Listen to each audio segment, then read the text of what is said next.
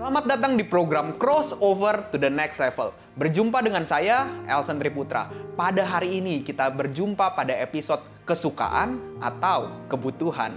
Bersama saya telah hadir Pendeta Mulyono Zakaria dan langsung saja kita simak talk show berikut ini. Selamat datang Det Mulyono di program Crossover. Ya. Hari ini kita berada pada episode kesukaan atau kebutuhan. Ya. Nah, dalam mencari pekerjaan nih, Det, kan biasanya ada kesukaan, ada kebutuhan. Sebenarnya apa yang dimaksud dengan kesukaan, apa yang dimaksud dengan kebutuhan? Iya. Kalau kesukaan otomatis itu hal-hal yang kita sukai. Hal-hal yang kita sukai itu apa? Bisa berupa hobi. Jadi dari kecil kita suka sesuatu, jadi terus kita suka. Tapi bisa juga hobi ini bukan yang dari kecil, tapi karena sesuatu hal yang kita lakukan terus-menerus karena lingkungan kita. Nah itu karena kita lakukan terus, jadi kita suka gitu. Itu kesukaan. Nah kalau kebutuhan di dalam hal pekerjaan, kebutuhan itu adalah satu peluang yang paling cepat kita mendapatkan apa yang kita butuhkan. Misalnya kalau kita lagi perlu uang. Nah, pekerjaan apa yang paling kita butuhkan sehingga uang itu bisa cepat kita dapatkan. Dan ini dasarnya bisa yang kita sukai, bisa juga yang tidak kita sukai. Tetapi yang pasti ini bisa kita lakukan. Jadi dua hal ini mirip tetapi berbeda. Karena soal kita suka atau kita butuh, kadang itu tipis. Karena begini, suatu hal yang kita lakukan terus-menerus, walaupun awalnya tidak kita sukai, lama-lama kita bisa suka. Jadi suka karena biasa. Iya. Kan contohnya begini. Orang main golf. Awalnya orang tidak bisa main golf. Ya. Karena ini kan olahraga mahal. Ya, sticknya aja mahal. Ya. Sewa tempatnya juga mahal. Tetapi kalau dia perekonomiannya meningkat, dia mulai belajar main golf. Awal-awal tidak suka kan? Iya. Ya, tetapi karena teman-temannya, lingkungannya semua main golf, jadi dia ikut main golf, lama-lama jadi dia suka. Nah, ini kesukaan yang bukan dari kecil, karena dari kecil dia tidak main golf, ya. Sehingga apa yang tadinya tidak disukai sekarang menjadi suka. Ya. Jadi kesukaan itu bisa dari bawaan dari lahir, bisa juga karena lingkungan. Ya. Nah, semua itu bisa membentuk seseorang untuk menjadi seperti lingkungannya itu. Nah, demikian juga dengan kebutuhan. Kebutuhan awalnya mungkin karena kita tidak suka, tapi karena kita butuh, gitu ya. Karena kita butuh. Contohnya ya, saya kasih contoh saja. Banyak orang-orang yang menjadi insinyur. Dulu insinyur, sekarang mungkin sarjana teknik pertanian, seperti itu. Tetapi ketika dia harus meneliti, dia harus meneliti tumbuhan atau dia meneliti tentang ternak ikan atau apa gitu ya. Itu waktunya cukup lama untuk menghasilkan uang. Ditambah lagi mencari pekerjaan yang seperti itu sesuai yang dia sukai itu agak sulit. Nah, pada akhirnya para sarjana pertanian ini menjadi sales. Sales itu lebih dibutuhkan oleh kantor, oleh perusahaan-perusahaan dan lebih banyak, lowongannya pasti lebih banyak dibandingkan mencari orang yang meneliti, Karena untuk meneliti orangnya bisa itu saja, sedangkan untuk sales itu areanya bisa banyak, jadi perlu orang lebih banyak. Nah, karena desakan kebutuhan, sarjana pertanian atau sarjana peternakan ini akhirnya menjadi sales. Awalnya mungkin dia tidak suka, tetapi lama-kelamaan karena dia mulai berhubungan dengan orang, lama-lama dia bisa suka juga. Iya. Jadi kebutuhan pun pada akhirnya mungkin bisa menjadi kesukaan. Yes. Jadi kalau dalam mencari pekerjaan nih, Dad, Ya. apa pertimbangan yang lebih penting untuk kita kedepankan? Kesukaan atau kebutuhan? Kita mesti lihat kebutuhan kitanya atau latar belakang orang tua kita. Ketika kita mencari pekerjaan berarti kita masih ada di bawah pengawasan orang tua kita. Iya. Nah, orang tua kita ini termasuk orang yang berada atau tidak. Ya. Orang tua kita ini perlu support, perlu dukungan dari kita nggak dalam hal dana, dalam hal keuangan. Kalau tidak perlu, kita bisa cari apa yang kita sukai. Artinya kan kalau kita mendapatkan gajinya lama gitu ya, karena pekerjaannya sulit didapat, tidak masalah bagi orang tua. Jadi di rumah itu cash flow-nya tidak berantakan. Iya. Tetapi kalau sejak kuliah saja orang tua sudah susah untuk membiayai kuliah kita, nah artinya kita perlu mencari pekerjaan yang cepat, yang lowongan pekerjaannya itu lebih banyak.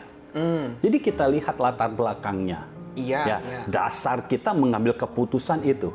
Jadi terkadang kita mau tidak mau, kalau orang tua kita masih perlu dana, perlu kita bantu, kita support dalam hal keuangan, mau tidak mau kita cari pekerjaan yang kita butuhkan, bukan yang kita sukai.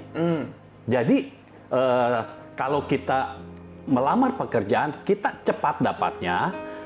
Setelah cepat dapat, artinya kita akan cepat dapat gaji, ya. Nah, ini langsung bisa mendukung keuangan orang tua kita. Iya. Di samping itu, kalau kita sudah lama, ini kembali lagi cara kita membuat cash flow untuk keuangan kita sendiri bagaimana. Kalau cara kita mengelola uang kita dengan baik, ya, satu saat kita bisa mencari pekerjaan yang kita sukai. Bukan yang kita butuhkan lagi, tetapi yang kita sukai. Karena biasanya ya, yang kita sukai ini biasanya itu jarang ada di perusahaan. Iya. Misalnya kita suka apa? Desain. Desain itu tidak semua perusahaan punya bagian atau departemen desain.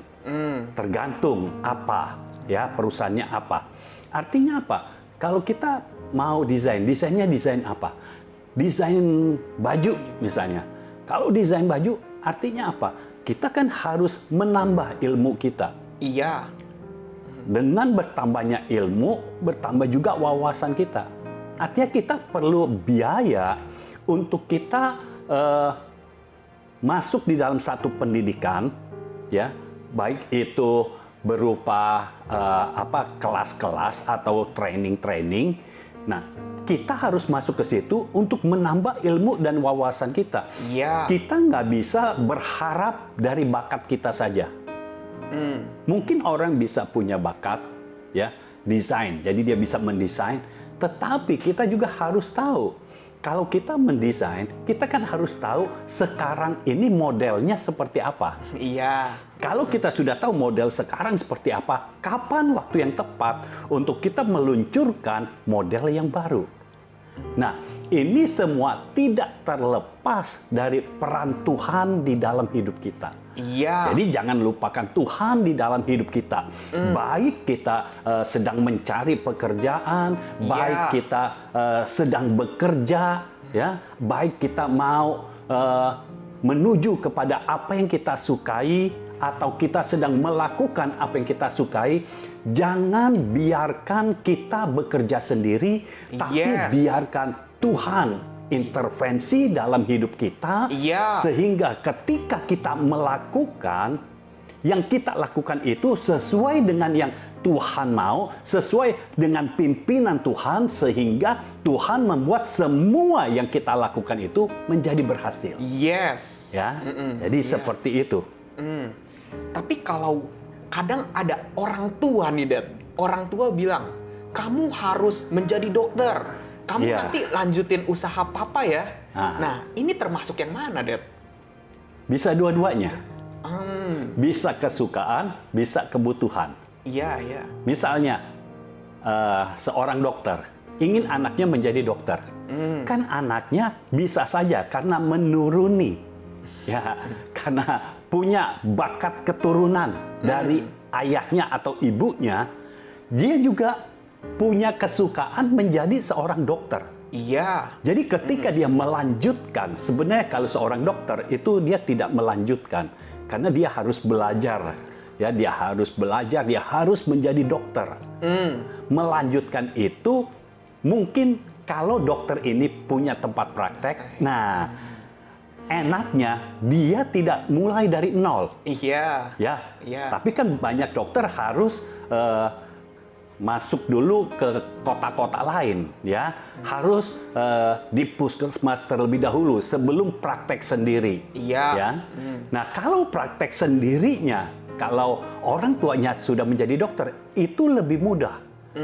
Karena begini, kalau orang tua anggap ayahnya yang menjadi dokter, lalu anaknya juga menjadi dokter, dia tidak perlu buka tempat praktek sendiri, tapi sudah ada bapaknya. Nah, apa yang dilakukan oleh bapaknya? Dia akan berdua jadinya. Iya. Jadi iya. hari ini bapaknya, ya, mungkin dalam seminggu itu ada satu hari bapaknya istirahat, anaknya ada, tapi anaknya ada terus di situ tiap hari. Jadi maksudnya apa? Orang-orang yang datang untuk berobat diberikan pilihan. Kalau bapaknya mungkin antrinya lama, ini ada anaknya, antrinya nggak lama, mau atau tidak gitu. Iya. Iya. Nah, kalau begitu kan tidak perlu mencari orang yang mau berobat lagi. Orangnya sudah ada di situ. Dan kalau anaknya ini, misalnya untuk satu penyakit, ada buat dokter mungkin ada satu penyakit yang mudah sekali disembuhkan. Tapi begitu sembuh, namanya kan langsung dibicarakan. Ya, orang yang sakit ini nanti bisa bicara kepada yang lain. Udah kalau ke situ sama anaknya saja, sama sembuh juga. Nah, jadi lama-lama dia mulai ada bagiannya sendiri, ada apanya, pasiennya sendiri. Gitu. Iya. Nah, artinya dia tidak perlu mulai dari nol. Bayangkan kalau dia buka praktek sendiri. Biasanya awal-awal orang buka praktek, dokter buka praktek, orang belum tentu percaya dengan dokter ini. Iya. Ya, Iya. kecuali kalau yang sudah kenal baru mau ke situ, atau di tempat itu tidak ada dokter lain. Jadi mau nggak mau ke situ.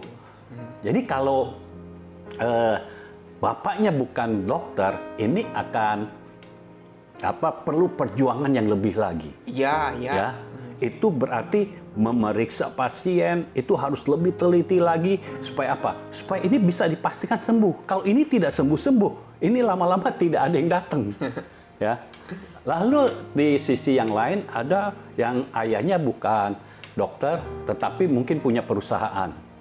Masalahnya, apakah perusahaannya ini adalah perusahaan yang disukai oleh anaknya? Ya, misalnya apa? Kalau perusahaan jasa, anaknya belum tentu suka. Iya. Jasanya jasa apa?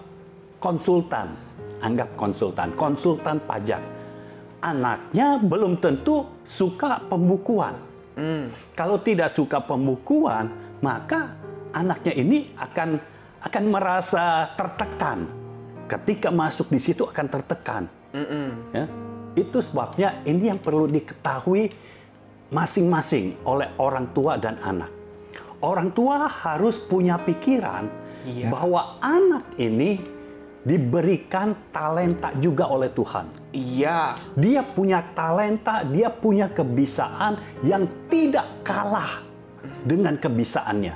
Iya. Ya, dari orang tua harus berpikir seperti itu.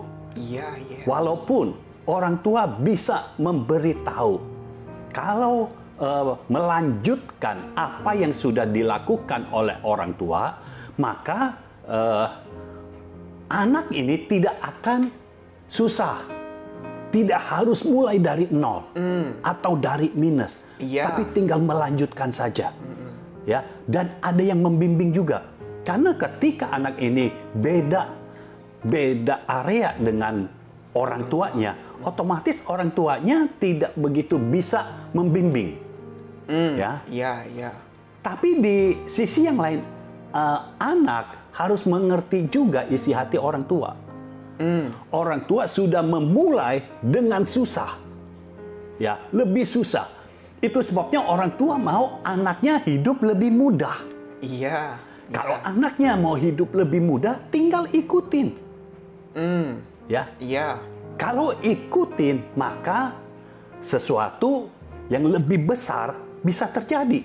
Karena begini, biar bagaimana orang tua, zaman orang tua, generasinya orang tua dengan generasi anak ini beda. Iya. Contoh, orang tua sekarang mungkin untuk gadget, teknologi masih agak awam, tidak begitu mengerti. Tetapi anak itu sangat ahli untuk gadget, ya, sangat mengerti. Sehingga kalau misalnya orang tua biasanya pakai cara-cara yang konvensional, begitu anak masuk itu bisa memakai medsos, sehingga bisa berkembang lagi. Iya. Nah, jadi orang tua dan anak harus sama-sama saling mengerti. Terlebih lagi kalau orang tua punya usaha, punya bisnis yang keuangannya belum memadai. Ya, artinya masih bisa turun. Nah, sang anak harus berupaya untuk masuk ke dalamnya. Contoh begini, kalau misalnya yang seperti tadi dikatakan konsultan pajak, anak tidak suka dengan pembukuan, ya, dengan apa macam-macam, tapi kan bisa hire orang yang bisa menguasai ini semua, hire satu orang menjadi kepala di konsultan pajak itu, dan anak ini mengawasi terus. Dia tidak perlu terjun langsung ke dalamnya, dia mengawasi. Nah, karena dia pekerjaannya hanya mengawasi, waktu dia masih banyak luang. Iya. Artinya dia bisa mencoba usaha yang lain, yang mungkin lebih dia sukai gitu, lebih masuk ke dia. Nah, jadi bisa jalan dua sehingga usahanya ini akan makin berkembang. Yang satu konsultan pajaknya tidak mati, yang satu usahanya bisa dirintis. Jadi Ya. ada dua usaha sekarang. Jadi ada dua usaha. Iya. Kalau dua-duanya jalan, ini akan menambah income yang jadi mungkin bisa 2 kali lipat, mungkin juga bisa 3 kali lipat. Karena kan pemasarannya sekarang beda. Kalau dulu konvensional, hanya orang-orang yang kenal dengan bapaknya mau jadi klien. Iya. Lalu dia menghubungkannya dengan temannya lagi, seperti itu. Tetapi ketika anak mulai ada di situ, dia mulai buka di Instagram, di Facebook, ya, di mana-mana dia buka. Orang yang tidak kenal pun sekarang bisa menjadi klien. Iya. Akhirnya kliennya bisa lebih banyak, artinya income akan bertambah. Jadi bisa bayangkan kalau orang tua dan anak bersatu, ini malah jadi kekuatan yang luar biasa. Yes. Jadi orang tua harus berbesar hati untuk menerima kemampuannya anak. Karena apa? Beda zaman. Iya. Ya, orang tua tetap mau berpatokan kepada apa yang sudah dirintisnya. ini saya udah rintis dan sudah menghasilkan. Tetapi anak melihat itu cara lambat. Hanya berdasarkan ketemu orang, terus dari temannya ketemu teman lagi, lama. Iya. Kalau anak melihat, ini dari medsos saja langsung bisa ke seluruh dunia. Bahkan kliennya bisa di luar Indonesia. Jadi kita lihat bahwa kalau orang tua dan anak bisa bersatu, ini hasilnya akan luar biasa. Yes. Dan perhatikan, nanti anak akan bisa melihat peluang lagi yang dia sukai apa. Kalau dananya sudah ada, dia bisa belajar, bisa menambah kapasitas untuk apa yang dia sukai, sehingga akhirnya yang dia sukai pun bisa terwujud. Iya. Jadi ini kembali lagi soal orang tua dan anak. Itu sebabnya para orang tua, saya berharap kalau di antara saudara yang sedang melihat tayangan ini, kalau engkau memiliki anak, cari di dalam doamu, bangun hubungan dengan Tuhan. Iya. Cari isi hati Tuhan. Anakmu ini akan menjadi seperti apa? Anakmu akan menjadi apa? Iya. Jadi jangan paksakan keinginan orang tua kepada anak. Iya. Kita tahu berapa banyak anak yang tertekan karena mengikuti apa maunya orang tua. Kalau memang satu, sama-sama kesukaannya sama, kesukaannya itu satu, ya puji Tuhan. Bapaknya dokter, anaknya bisa ikutin jadi dokter. Tapi kalau anaknya tidak suka menjadi dokter, lalu dipaksa belajar, kan dokter itu artinya harus kuliah kedokteran. Iya. Kuliah kedokteran itu sulit sekali. Bukunya tebal-tebal. Dan semua harus dihafalkan. Iya, iya. Obat-obat harus tahu.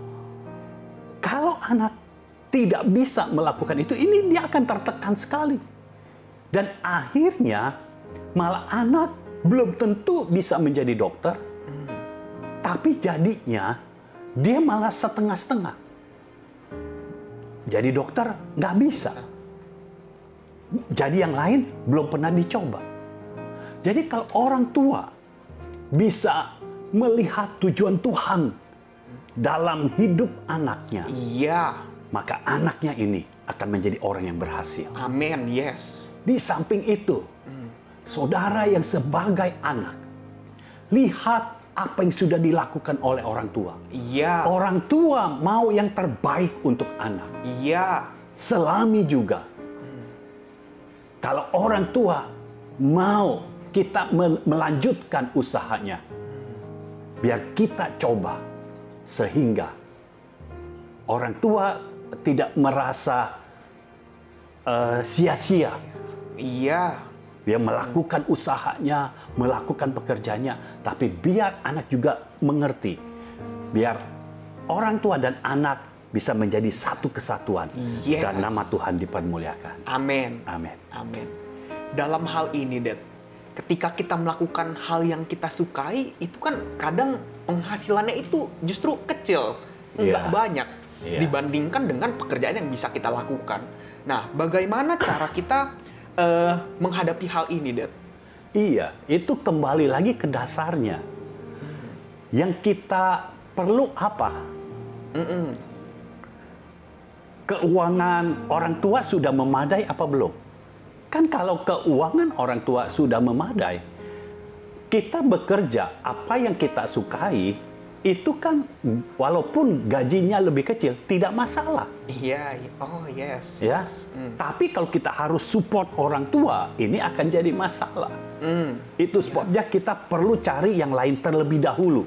Bukan berarti kita menghilangkan apa yang menjadi kesukaan kita. Tidak, hanya ini ditahan terlebih dahulu, dipending untuk di waktu yang lebih tepat baru kita bisa lakukan. Iya. Ya, jadi kita lihat dulu dasarnya apa. Dasar kita mencari pekerjaan, mau support orang tua atau tidak. Kalau orang tua bisa berdiri sendiri, tidak masalah kita mencari pekerjaan yang kita sukai walaupun gajinya lebih kecil. Ya, tetapi sekarang ini kan banyak gaji yang kalau yang kita sukai itu justru gajinya biasanya lebih besar. Hanya mencarinya lebih susah. Cari lowongan pekerjaannya itu yang lebih susah. Ya, jadi biar Tuhan sendiri yang bekerja di tengah-tengah kita, yang memberikan kita hikmat untuk bisa menentukan apa yang kita cari. Kita mau pekerjaan yang seperti apa. Nah, kalau kita sudah menemukan, oh saya mau pekerjaan yang seperti ini, saya merasa Tuhan menuntun saya untuk bekerja di tempat ini, di perusahaan ini. Nah, kita berdoa. Kita deklarasikan. Ya, kita deklarasikan karena kalau Tuhan yang menuntun kita ke tempat itu pasti berhasil. Kita pasti masuk ke perusahaan itu dan kita pasti membantu perusahaan itu. Ya, jadi pokoknya dalam hidup kita dimanapun kita berada, jangan menghilangkan unsur Tuhan. Tuhan harus yang utama. Jadi bukan pekerjaan yang kita cari, tapi kita mencari Tuhan terlebih dahulu. Ketika Tuhan memimpin kita ke satu tempat, maka kalau Tuhan yang memimpin, artinya kita pasti masuk. Amin. Ingat ayat Alkitab yang berkata, carilah dahulu kerajaan Allah dan kebenarannya, maka semuanya itu yang dicari oleh bangsa-bangsa yang tidak mengenal Allah, semuanya itu akan ditambahkan kepada kita. Apakah bangsa-bangsa yang tidak mengenal, orang yang tidak mengenal Allah, apakah mereka mencari pekerjaan? Iya. Tapi sebagai anak-anak Tuhan, sebagai orang percaya, kita mencari pekerjaannya harus secara berbeda. Kita mengikuti tuntunan Tuhan. Tuhan memimpin kita di mana? Saya percaya ketika Tuhan menuntun kita ke satu tempat, dan kita mulai doakan, kita deklarasikan, maka kita pasti berhasil. Amin. Karena sesuatu yang berasal dari Tuhan tidak mungkin gagal. Pasti berhasil. Amin. Amin. Jadi bagaimana sih caranya supaya kita tahu kalau kebutuhan atau kesukaan yang kita jalani saat ini itu tetap on track dengan destiny yang telah Tuhan tetapkan dalam hidup kita? Nah, itu kita harus tahu tujuan Tuhan dalam hidup kita apa. Makanya dalam hal ini kita perlu seseorang. Kita perlu mentor. Atau kita perlu bapa rohani. Yang bisa mengarahkan kita. Karena kita nggak tahu tujuan kita. Nah, apa yang kita lakukan dengan destiny yang Tuhan tetapkan dalam hidup kita, itu bisa sama, bisa juga berbeda. Contoh ya, Yusuf. Yusuf akan dijadikan penguasa. Ya. Dan di Mesir itu pertanian. Tapi Yusuf ada di keluarga yang peternak. Bukan petani, tapi peternak. Artinya apa? Ini pengalaman hidup Yusuf sangat beda. Itu sebabnya Tuhan perlu proses Yusuf terlebih dahulu. Yusuf sudah tahu tujuan hidupnya karena sudah diberikan mimpi. Itu sebabnya ketika dia membawa makanan untuk kakak-kakaknya, mulai proses Tuhan. Proses Tuhan dimulai. Kenapa tunggu Yusuf usianya 17 tahun? 17 tahun adalah usia di mana orang mulai beranjak dewasa. Jadi pikirannya mulai mengalami perubahan. Bukan kekanak-kanakan lagi. Tapi mulai beranjak dewasa. Jadi saat itulah diproses. Dia mulai menjadi budak. Lalu dibawa ke Mesir. Nah, Tuhan tahu masa depan Yusuf. Sama seperti Tuhan tahu masa depan kita. Tuhan tahu masa depan Yusuf, dia akan menjadi penguasa di Mesir. Sampai dia mati. Itu sebabnya Yusuf didekatkan ke Mesir. Kanaan jauh dari Mesir. Ya. Jadi Yusuf harus ke Mesir. Nah, yang paling cepat dan bisa menunjang nanti pekerjaan Yusuf yang nanti dia menjadi budak. Walaupun budak itu sebenarnya nggak ada hubungannya dengan penguasa ya, jauh sekali. Iya, secara jabatan sangat jauh. Iya. Tetapi secara pekerjaan, Yusuf mulai meninggalkan ternak, mulai meninggalkan area peternakan, dia mulai masuk area pertanian. Iya. Di mana di Mesir memang nantinya dia akan main di area pertanian. Karena ketika dia menjadi budak dari Potifar, dia mulai belajar menanam gandum. Iya. Ya. Lalu untuk dia menjadi pemimpin, karena Yusuf mengikuti apa yang Tuhan mau. Karena dia ke Mesir, itu karena Tuhan yang mau. Itu sebabnya Tuhan memperlakukan Yusuf secara berbeda. Iya. Dari budak-budak yang lain, yang Yusuf lakukan selalu berhasil. Ketika Yusuf disuruh tanam gandum, ketika dia menanam, yang ditanam oleh Yusuf, ladang yang ditanam oleh Yusuf, itu menghasilkan gandum yang lebih luar biasa. Iya. Akhirnya sampai diangkat menjadi kepala budak. Ketika menjadi kepala budak, Yusuf kan otomatis menjadi pemimpin. Dia mulai mengatur. Nah, Tuhan atur seperti itu. Iya. Pada akhirnya Yusuf bisa menjadi penguasa di Mesir. Nah, dalam hidup kita, kalau tujuan Tuhan dalam hidup kita, kita sudah tahu Tuhan akan proses kita untuk mencapai tujuan itu. Iya. Jadi pengalaman kita, walaupun sepertinya berbeda, seperti Yusuf, budak dan penguasa. Oh, ini beda jauh. Budak tidak punya hak, sedangkan penguasa haknya penuh. Iya. Beda jauh. Budak tidak bisa mengatur hidupnya, penguasa justru mengatur hidup orang lain, bukan mengatur hidupnya saja. Jadi bertolak belakang. Tapi kalau di tangan Tuhan, yang tadinya bertolak belakang, akhirnya makin lama makin dekat. Dan pada akhirnya, di dalam waktu Tuhan, Yusuf menjadi penguasa.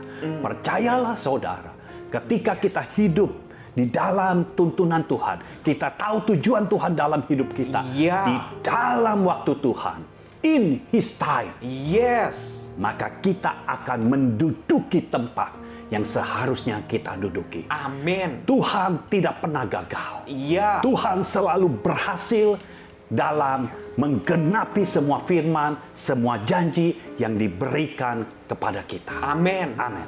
Amin. Terima kasih, Det, atas apa yang disampaikan hari ini. Saya percaya para pemirsa ke depannya akan tahu kemana mereka harus mencari kerja.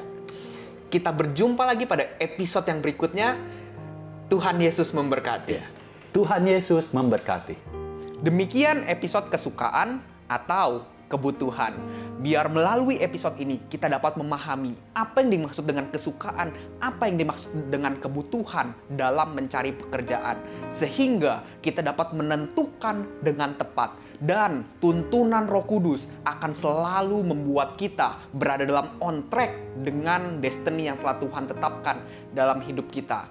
Program Crossover akan tayang setiap hari Rabu jam 7 malam. Saudara dapat klik like dan subscribe channel YouTube Mulyono Zakaria. Dan jangan lupa juga nyalakan loncengnya. Saudara juga dapat membagikan kepada saudara-saudara yang lain. Saya Elsen Triputra, see you on the next level.